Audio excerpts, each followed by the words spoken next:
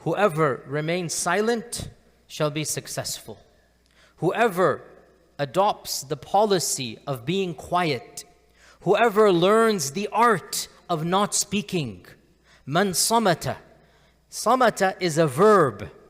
To not speak is an action. To not speak requires effort.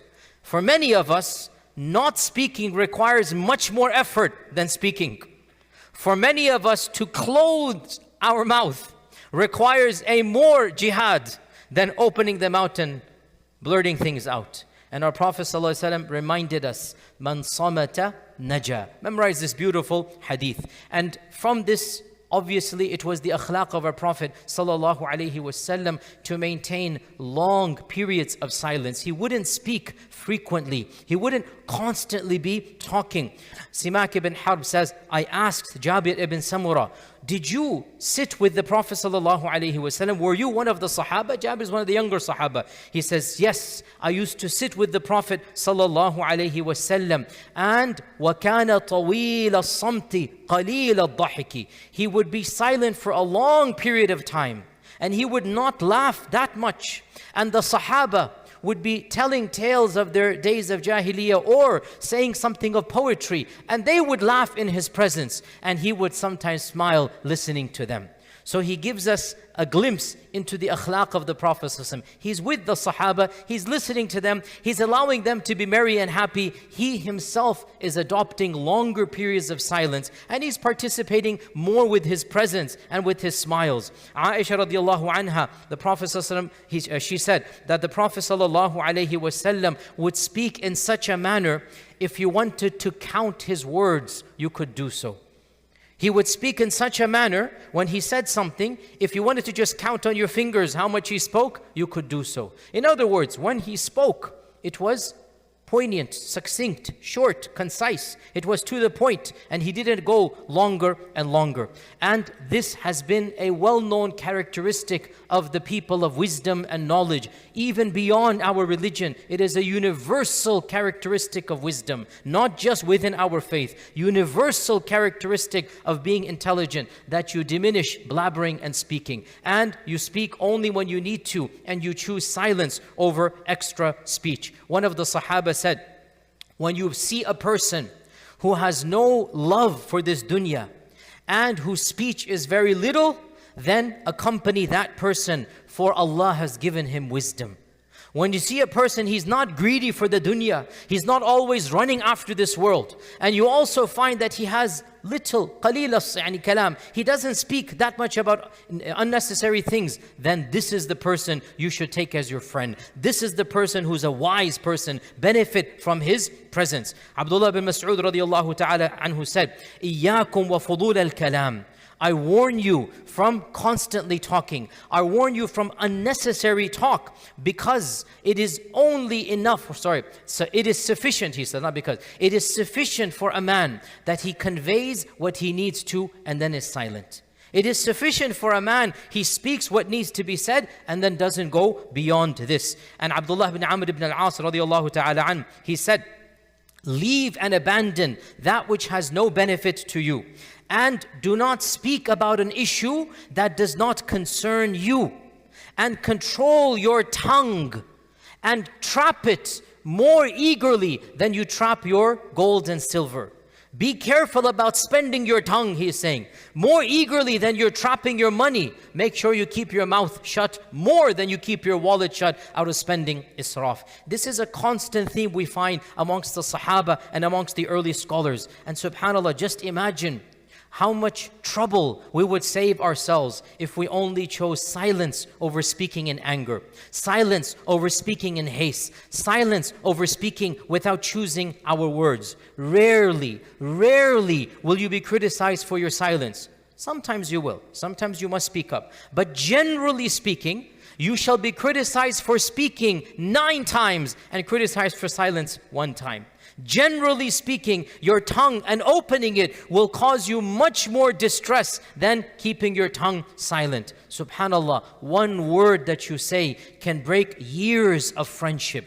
one argument that you have can break the love of your spouse. Subhanallah, how dangerous is this tongue that we have? How dangerous is the unleashment of this tongue, where so much harm can be done. If only we kept it quiet, if only we kept our thoughts within us, and then waited until we're able to formulate a better response, and then speak with words of wisdom, we would save so many friendships. We would cause so less stress and arguments. And all of this goes back to the issue of controlling the tongue. And as I said, the notion of controlling the tongue is beyond just our culture. We find these snippets of wisdom in all civilizations and cultures. Even Plato, not that we care about Plato's aqidah, but even Plato, he has a statement that wise men speak because they have something to say.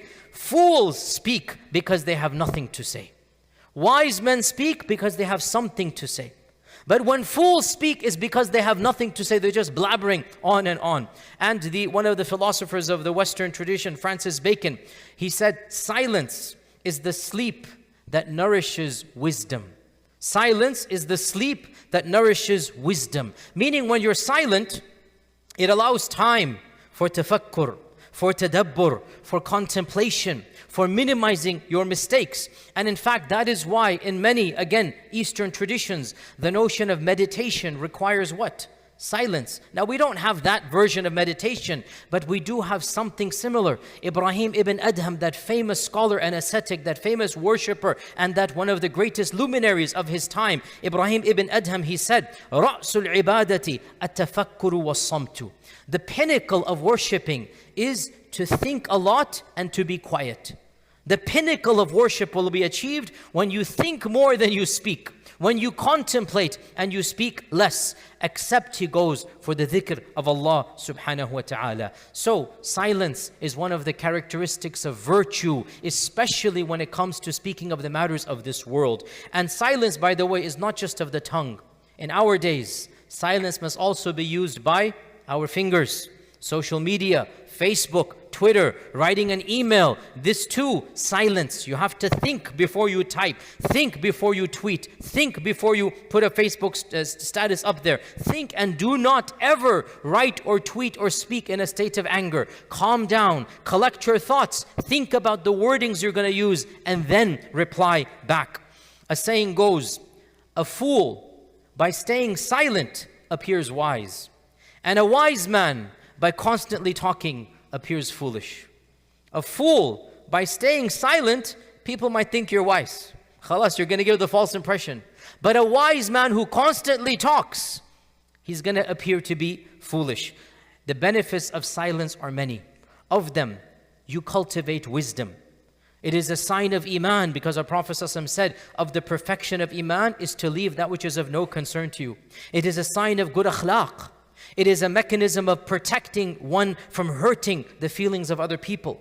It allows you time to formulate a better response. It brings about a positive impression amongst the people. And most importantly, it saves you from the fire of hell and causes you to earn the pleasure of Allah subhanahu wa ta'ala. Brothers and sisters, silence is an art. Silence must be trained. You must push yourself to be silent. You must learn the art of controlling your tongue. Next time you feel like speaking, think before you speak. Our final point, inshallah ta'ala, or 2 points. Number one, all of this silence is meant in the world, in the affairs of the dunya.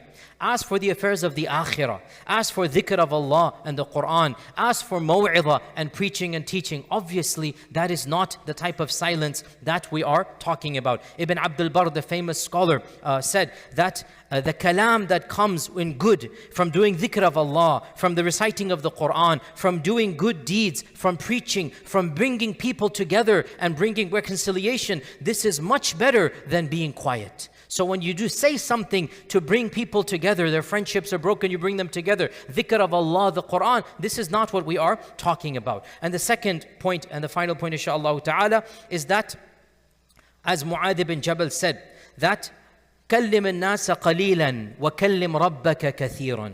كلم الناس قليلا. Speak to people قليل. وكلم ربك كثير. And speak to your Lord plentifully. How do you speak to your Lord? dua, dhikr, Quran, tilawa. This is how you speak to your Lord. We conclude by reminding ourselves of the famous hadith of the Prophet sallallahu alaihi wasallam, "Man kana yu'minu billahi wal yawmil akhir falyaqul khayran aw liyasmut." Whoever believes in Allah in the final day, either say something useful or else be quiet. Say something good, say something useful, or else be quiet. May Allah subhanahu wa ta'ala grant us the wisdom to speak when speaking is better, and the wisdom to be silent when silence is better. Jazakumullahu khairan. Assalamu alaikum wa rahmatullahi. My beloved brothers and sisters, whoever remains silent will be saved and will be successful. Prophet Muhammad sallallahu alaihi wasallam used to be silent for a long period of time. When Prophet spoke, it was short and concise and powerful. He used to speak less, he used to remain silent, and he didn't used to overwhelmingly laugh, and he used to just smile. When you see a person not greedy and remains silent, then accompany him. He is a wise person. And when you keep talking, when you're just speaking a lot, you look like a foolish person. Many a times, a wise man turns foolish by talking a lot, and a foolish man turns wise by talking less. So, concentrate on remaining silent. Do not speak about an issue that doesn't bother you. Just leave it. And if you don't have the knowledge about anything, then don't just speak about that certain matter. Otherwise, you might falter, you might mistake, and it will diminish your respect and honor and credibility.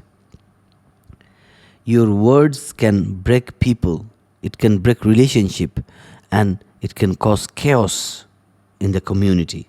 So be very careful when speaking. The tongue is like an open sword. If you don't know how to use it, it might destroy many relationship and many peace in the society. You will not regret your silence. Never in your life you regret your silence the way you regret speaking. And the pinnacle of worshipping Allah subhanahu wa ta'ala is thinking and remaining silent.